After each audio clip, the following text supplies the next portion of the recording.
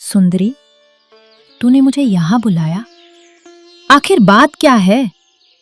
तेरी हालत देखकर तो मेरा दिल बैठा जा रहा है। मधुलिका, मेरे पास वक्त बहुत कम है। अगर मैंने आज तुझसे ये बात नहीं कही तो शायद कभी नहीं कह पाऊंगी। अरे पगली, डर मत, मैं हूं ना तेरे साथ। अब साफ साफ बता, क्या हुआ है?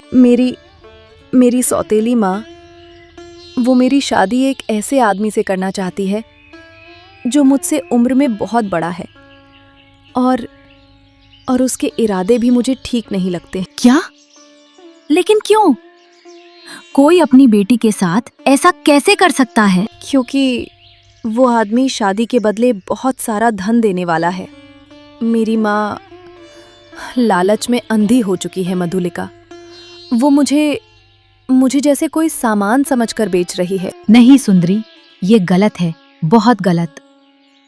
लेकिन तूने ये बात अपने पिता से क्यों नहीं कही? वो तो तुझे बहुत प्यार करते हैं ना। फिर वो कैसे मान गए इस शादी के लिए? यही तो सबसे बड़ा राज है मधुलिका। पिताजी अब पहले जैसे नहीं रहे। वो कुछ बदल गए हैं।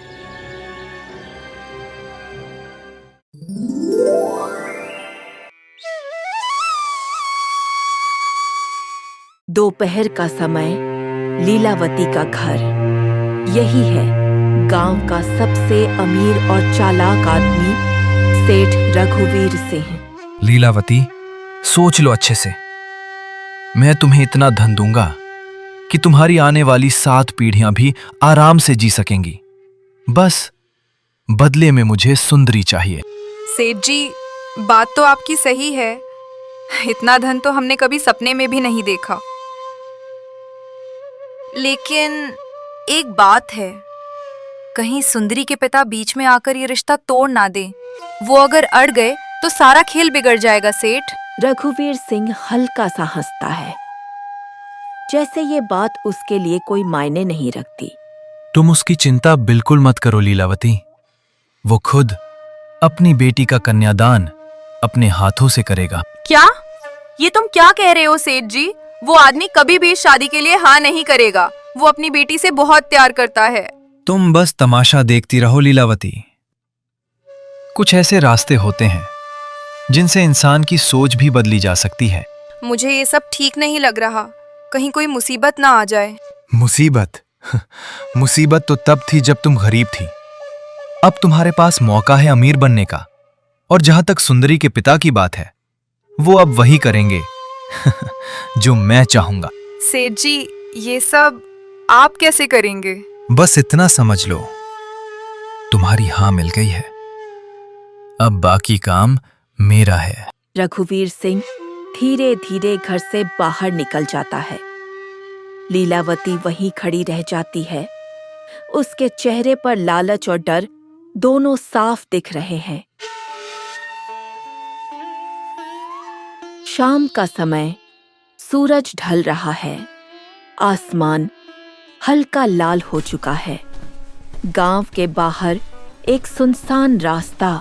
सुंदरी के पिता गोपाल थके हुए कदमों से घर लौट रहे हैं।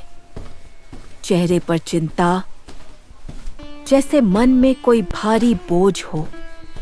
अचानक पीछे से एक आवाज आती है। गोपाल, कहाँ खोए हुए हो? गोपाल चौंक कर पीछे मुड़ता है।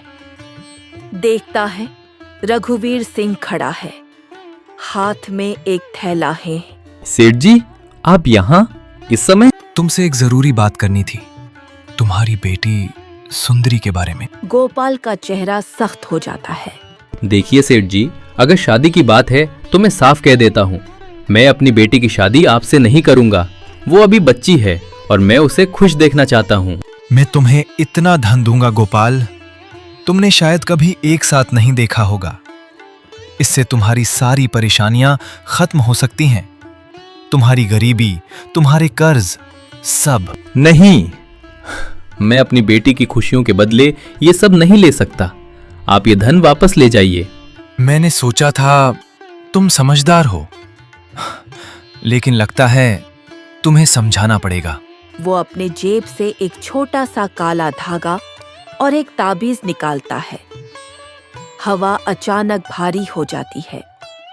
चारों तरफ अजीब सा सन्नाटा छा जाता है। ये क्या है सेठ जी?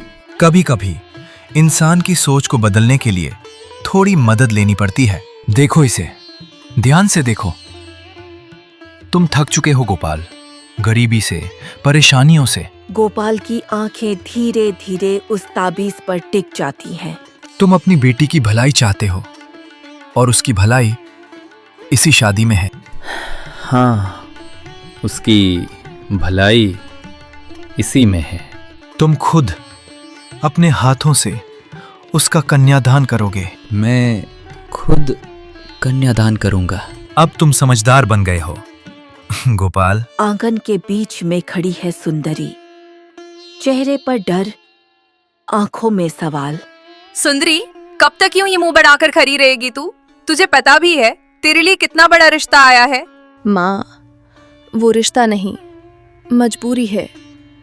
मैं उस आदमी से शादी नहीं करना चाहती। चुप! बहुत बोलने लगी है तू आजकल। तुझे पता भी है वो कौन है? सेठ रघुवीर सिंह। उसके घर जाएगी तो रानी बनकर रहेगी। मुझे रानी नहीं बनना माँ, मुझे बस अपनी जिंदगी अपने तरीके से जीनी है।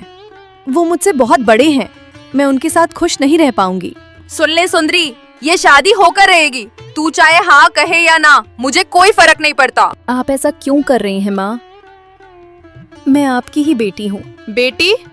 बेटी होती तो मेरी बात मानती। मेरे लिए इतना बड़ा मौका आया है और तू उसे ठुकरा रही है। अगर तूने इस शादी से मना किया ना, तो याद रख, इस घर में तेरे लिए कोई जगह नहीं रहेगी। न खाना मिलेगा, न छत। माँ, ऐसा मत कीजिए, मैं कहाँ जाऊंगी? कहीं भी जा, मुझे फर्क नहीं पड़ता। लेकिन अगर यहीं रहना है तो मेरी शर्त माननी पड़ेगी। और मेरी शर्त है, तू सेठ रघुवीर सिंह से शादी करेगी।